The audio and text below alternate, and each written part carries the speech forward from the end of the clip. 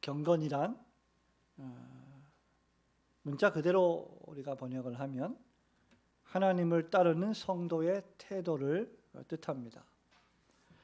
경건이란 더욱 구체적으로 말하자면 하나님을 신실하게 따르는 것으로서 하나님의 거룩한 성품을 닮아가며 구원을 베푸신 하나님을 향한 뜨거운 사랑과 충성의 자세를 견지하는 것입니다. 그러니까 경건이란 하나님을 따르는 것인데 하나님을 따를 때 뜨거운 사랑과 충성의 자세를 가지고 온전히 신실하게 끝까지 따를 때 우리는 그것을 경건하다 이렇게 부릅니다.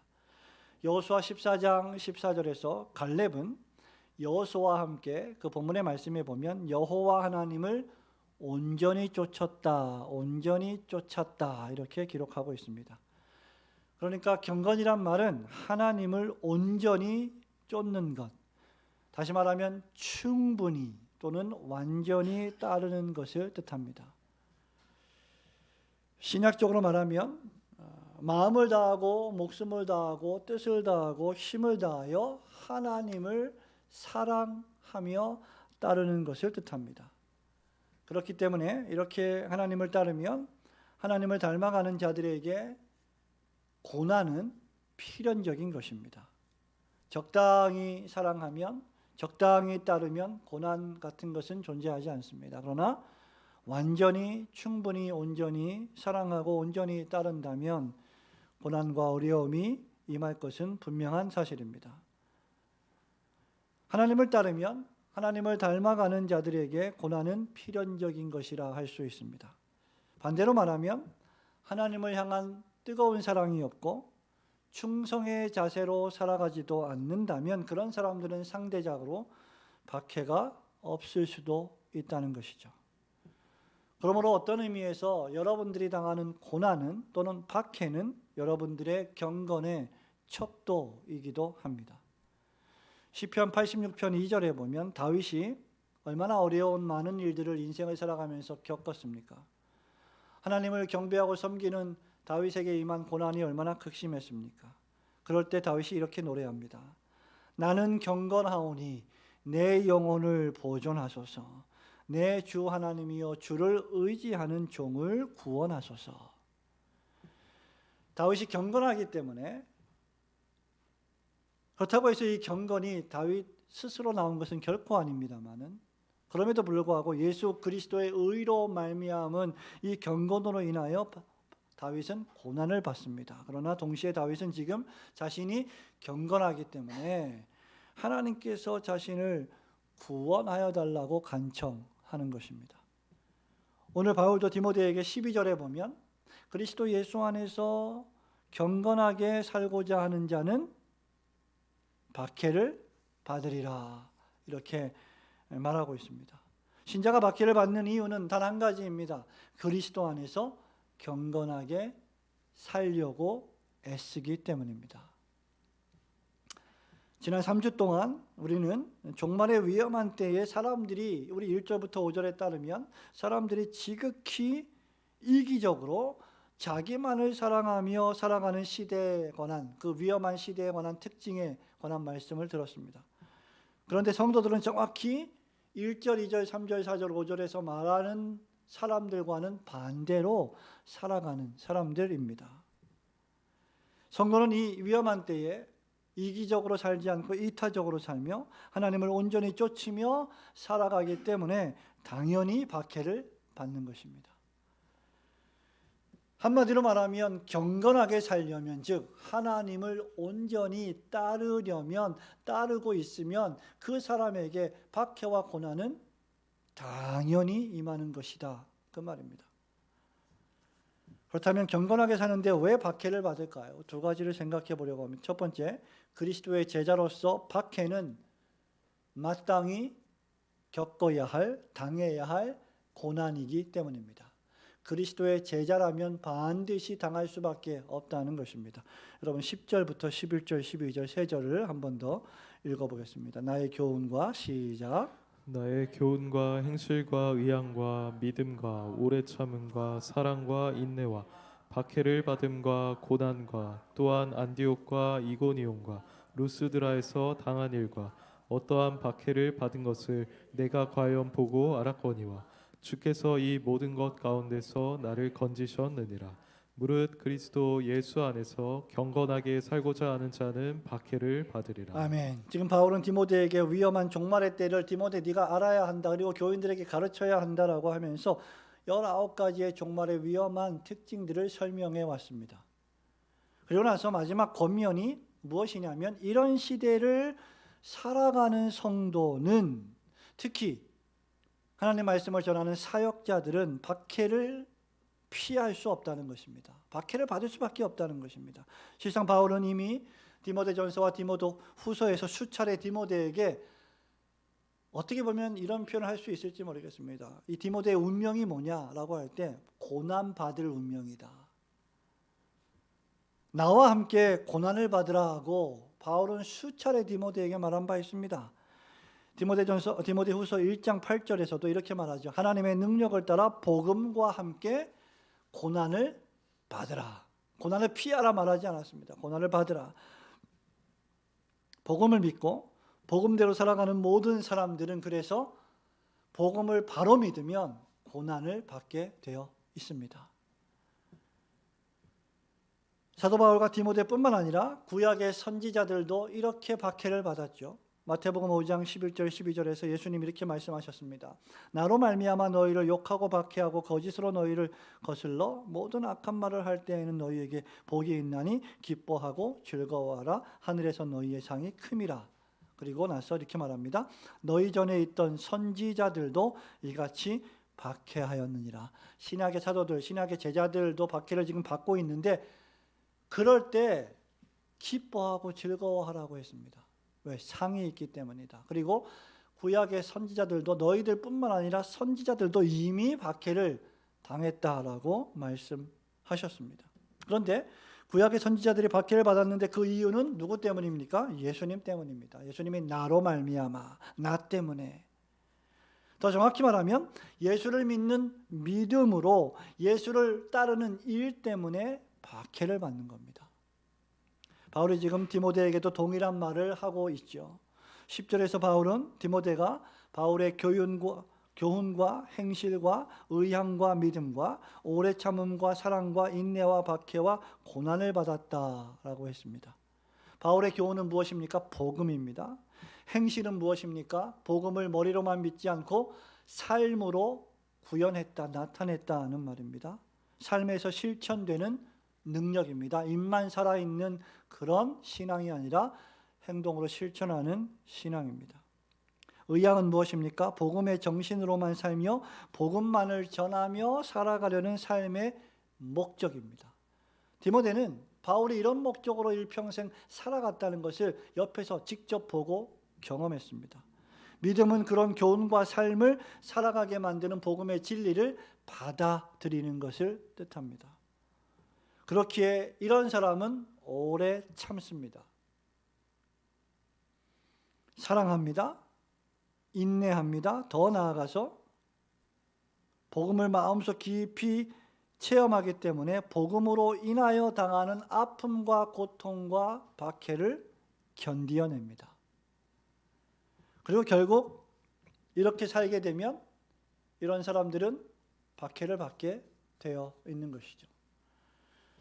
이것은 여러분 오늘날 우리 시대에 만연한 기복주의나 번영주의 복음과 그런 기독교와는 전혀 다른 것입니다. 오늘날의 교회와 기독교는 고난에 대해 말하지 않고 박해에 대해서 말하지 않습니다. 예수를 믿으면 잘 살고 잘 되고 아무 문제가 없고 모두 다 형통할 것이라고 말합니다. 그러나 그것은 이미 구약 시대에 전혀 평강하지 않은데 평강하다라고 말했던 거짓 선지자들의 선동일 뿐입니다. 정말 복음을 마음에 받아들이고 예수님을 구세주로 영접하며 예수님이 나의 삶을 주장하는 인생을 살아간다면 그의 인생은 바울이 그랬던 것처럼 디모데가 그랬던 것처럼 고난과 박해를 받을 수밖에 없습니다. 디모데는 안디옥과 이고니온과 루스드라 등 여러 곳에서 다닐 때마다 복음을 전할 때마다 선교할 때마다 교회를 세울 때마다 여러 사람들에게 바울이 당했던 수많은 고난과 박해를 직접 눈으로 보았을 뿐만 아니라 함께 경험하며 그 옆에서 알았습니다. 중상모략과 욕설과 오해와 돌맞음과 가난함과 배고픔과 여러 해 자지 못함과 죽는 위협에 처하는 것들도 바울은 겪었습니다. 디모데는 바울이 경험한 고난을 함께 신실하게 옆에서 따른 것입니다. 그래서 디모데가 경건한 사람이었던 것입니다. 바울과 디모데가 이런 삶을 사는 이유는 무엇일까요? 그들이 세상에 속하지 않았기 때문입니다. 그래서 1절부터 5절에 묘사한 것처럼 세상 사람들과 같이 자기만을 사랑하며 돈을 사랑하며 자랑하고 교만하고 비방하며 그렇게 살지 않기 때문입니다. 우리 예수님은 요한복음 15장 20절에서 너희가 세상에 속하지 않았고 내가 너희를 세상에서 택하였기 때문에 세상이 너희를 미워하는 것이다. 그러나 그것은 너희를 미워하는 것이 아니라 나를 미워하는 것이다 라고 말씀하셨습니다. 다시 말하면 오늘 예배에 나오신 저와 여러분은 주님이 택하신 하나님의 자녀들이요, 하나님의 나라에 들어가기에 합당하게 훈련받아야 할 자들인데 그러려면 박해를 통과해야 한다는 말입니다. 그러므로 세상에서 당하는 이런 박해는 신자들에게, 특히 사역자들에게, 특히 직분자들에게 당연한 것입니다. 그러므로 예수를 믿는 믿음으로 인해 박해가 온다면 그것은 결국 우리의 경건함을 증명해 주는 것이며 우리가 세상에 속하지 않았음을 증거해 주는 것입니다. 이런 박해는 앞서 말씀드린 것처럼 바울이 겪었던 그런 여러 종류의 박해들, 고난들처럼 정치적으로, 경제적으로, 사회적으로, 문화적으로 다양하게 올 수 있습니다. 그러나 우리가 이런 고난을 당할 때 우리가 예배드리기 전에 읽었던 말씀처럼 베드로전서 4장 12절 13절에서 말했던 것처럼 이상한 일 당하는 것처럼 이상히 여기지 말고 예수의 고난에 동참하는 것으로 기뻐하셔야 할 것입니다. 왜 이런 고난이 임할 때, 박해가 올 때 이상한 것 당하는 것처럼 이상하게 여길까요? 잘못 기독교를 배웠기 때문입니다. 복음을 잘못 들었기 때문입니다. 기복주의와 번영주의의 복음을 들었기 때문입니다. 예수를 믿으면 고난도 없고 어려움도 없고 모든 일이 다 잘 될 것이고 잘 살 것이고 잘 입고 잘 먹고 잘 숨쉬게 될 것이라고 하는 잘못된, 성경에 없는 그런 말들을 배웠기 때문입니다. 그러므로 예수 그리스도를 믿는 믿음으로 인해 여러분 삶의 박해나 고난을 당할 때 그것을 어떤 의미에서는 당연한 것으로 여기며 주님의 도우심을 간구하면서 주님의 나라와 몸된 교회를 위해 인내하시는 성도들이 되시기를 주님의 이름으로 축원합니다.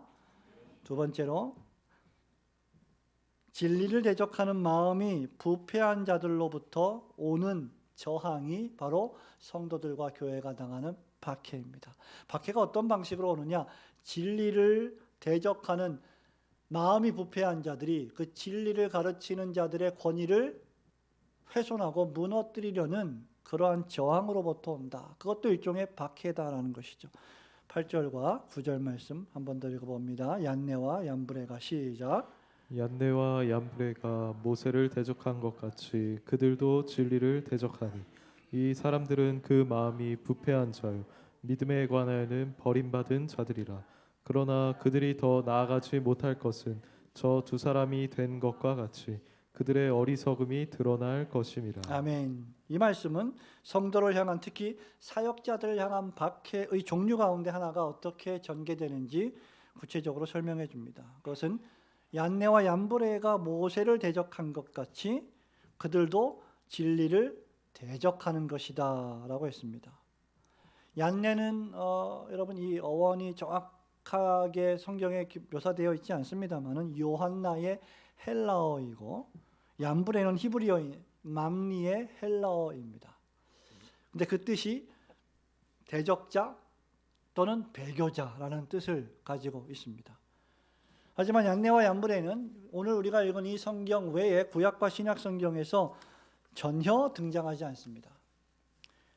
그러나 외경에도 등장하고 탈금에도 등장합니다. 아마 바울은 역사적 기록물과 전승을 통해서 이들의 이름을 들었을 것입니다. 외경에서 얀네와 얀브레는 모세가 아론과 함께 이스라엘 백성을 430년 동안 종살이 하던 애굽에서 출애굽시킬 때 모세를 대적했던 애굽의 술사들, 마술사들, 점술사들로 등장합니다. 모세가 하나님의 능력으로 10가지 재앙을 내립니다. 그것은 모세의 능력이 아니라 하나님의 능력이었죠. 그때 애굽의 술사들도 비슷한 능력을 발휘합니다. 모세를 흉내냅니다. 그러나 하나님의 10가지 재앙을 똑같이 흉내낼 수 없었고 그 능력을 따라갈 수도 없었습니다. 결국 이런 거짓 교사들은 또 술사들은 하나님의 심판을 받았습니다.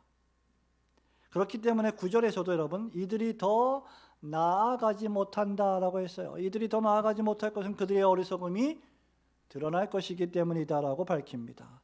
이 사람들은 믿음의 진보와 성장을 이루지 못합니다. 이들은 성숙으로 나아가지 못합니다. 이유는 그들이 진리를 대적하기 때문입니다. 누구든지 여러분 디모데후서 3장 16절 말씀처럼 하나님의 감동으로 된 말씀으로서의 진리를 대적하는 자들은 믿음에서 탈선하고 앞으로 나아가는 것 같아 보이지만 결국은 퇴보하고 맙니다. 신앙이 성장하지 못합니다. 그렇다면 그들은 왜 진리를 대적합니까? 8절 말씀해 보니까 마음이 부패했고 믿음에 관하여는 버림을 받았기 때문이다라고 했습니다. 마음이 부패했다는 헬라어 원어는 지극히 타락해서 지극히 썩어서 없어져 버렸다는 겁니다. 하나도 그 마음이 남아있지 않다는 것을 뜻합니다. 부패가 너무나 심해서 진리의 말씀을 수용할 마음이 조금도 없다는 것입니다. 하나님의 말씀인 진리의 말씀이 선포되거나 또는 그 말씀을 읽는다고 해도 그 말씀을 믿지 않고 배격합니다. 그리고 더 나아가 그 말씀을 적극적으로 반박하고 대적합니다. 그리고 회방합니다. 이렇게 마음이 부패하고 타락했으니 하나님이 세우신 믿음의 기준을 통과할 수 없습니다. 믿음에 관하여는 버림받았다라는 이 말은 인정을 받지 못했다. 그 믿음을 하나님이 인정하시지 않았다는 뜻입니다. 하나님이 인정하시는 믿음은 무엇일까요? 하나님이 보내어 주신 예수 그리스도 그 진리의 말씀이신 로고스이신 예수님을 믿고 받아들이고 그분께 순종하는 마음입니다. 그분이 하신 모든 말씀을 지켜 행하려는 실천하려는 순종입니다. 성경의 복음 진리가 말씀하는 예수님을 받아들이고 그분을 위해 살아가려는 마음이 하나님이 인정하시는 믿음입니다. 그런데 진리를 대적하는 이들에게는 그런 믿음이 추호도 없습니다. 그래서 진리를 또 대적하는 것이죠. 이들이 모세를 대적하는 것은 모세의 권위를 외형적으로 볼 땐 하나님 말씀을 전하는 모세의 권위를 깎아내리고 대적하는 것이지만 궁극적으로는 진리가 싫기 때문입니다. 하나님 말씀인 진리를 선포하면 그 말씀이 우리에게 찔림이 되어서 우리가 회개하고 은혜를 받은 사람들은 그 말씀을 듣고 회개하고 하나님의 뜻대로 살아가려고 할 텐데 그 말씀이 싫은 자들은 그 말씀에 귀를 막습니다. 그리고 그 말씀을 전하는 자들을 회방합니다. 미워합니다. 비난합니다. 그래서 모세가 고난을 당하는 것입니다. 유대인들이 바울을 죽이려 했던 이유가 무엇입니까? 자신들이 주장했던 율법으로 말미암는 의가 아니라 예수를 믿는 믿음으로 말미암아 구원을 얻는다라고 진리를 전했기 때문입니다. 자신들의 도덕과 자신들의 공로 때문이 아니라 예수님의 의 때문에 구원을 받는다라고 말하니 화가 나서 바울을 죽이려 했습니다. 믿음으로 의롭다함을 받는 것이지 율법의 행함으로 구원을 얻는 것이 아니라고 바울이 가르쳤기 때문입니다. 그래서 경건하게 살려는 자는 즉 예수님만을 믿는 믿음으로 그 의만을 자랑하며 살아가려는 자들은 박해를 받게 되어 있는 겁니다. 바울이 이렇게 성도들을 박해하는 특별히 자신과 같은 사역자들과 교회의 권위자들을 박해하고 괴롭게 하는 자들을 자주자주 언급하곤 했는데 디모데후서 1장 15절에서는 바울을 버렸던 부겔로와 허모게네가 있었습니다. 2장 17절에서는 악성 종양과 같이 망령된 말을 입에 담지도 못할 말을 일삼았던 후메네오와 빌레도가 있었습니다. 모두 다 교회를 시끄럽게 하고 회파하게 했던, 하나님이 세우신 사역자들을 폄하했던 사람들입니다. 또 4장 14절에서는 바울에게 해를 입혔던 구리장색 알렉산더가 바울에게 많은 해를 끼쳤습니다. 그리고 3장에서는 바울을 직접 대적한 것은 아니지만 모세를 대적했던 얀네와 얀브레를 예로 들고 있습니다. 성도 여러분, 이렇게 사역자들이 하나님의 복음의 말씀을 옳게 전하고 진리의 말씀을 가감없이 전하고자 하는 사역자들에게는 그들의 권위를 도전하는 박해가 필연적입니다. 그들이 진리를 대적하고 진리를 싫어하기 때문입니다. 우리의 완고한 죄성 가득한 마음들은 그 죄를 지적하고 책망하는 진리의 말씀이 선포될 때 그것을 싫어하는 경향이 있습니다. 그렇기에 우리 주님은 끊임없이 우리에게 너희 육체를 쳐서 죽이고 복종시키라 말씀하신 것입니다. 하지만 이렇게 저항하고 이렇게 하나님의 복음을 옳게 전하고 진리의 말씀을 가감없이 전하는 사역자들의 권위를 도전하는 자들은 오래가지 못할 것입니다. 왜냐하면 그들의 마음이 부패하고 사람들에게 특히 하나님 앞에 인정을 받지 못할 것이기 때문입니다.